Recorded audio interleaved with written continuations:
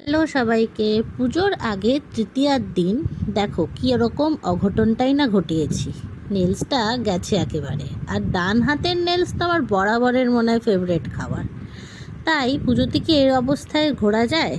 আয়েশিকে সঙ্গে সঙ্গে ফোন করে নিলাম।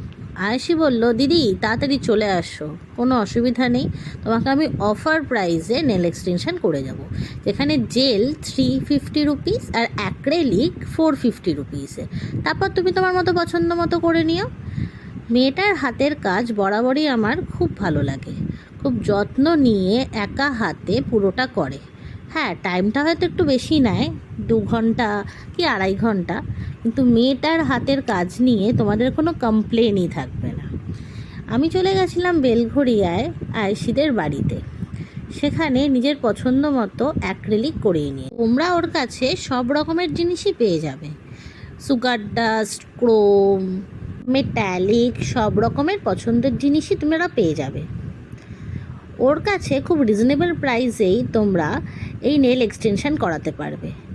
আমার হাতের প্রথমের অবস্থা তো দেখেছো, তারপরে দেখো মেয়েটা কি সুন্দরভাবে আমার হাতটা পুরোপুরি চেঞ্জ করে দিয়েছে।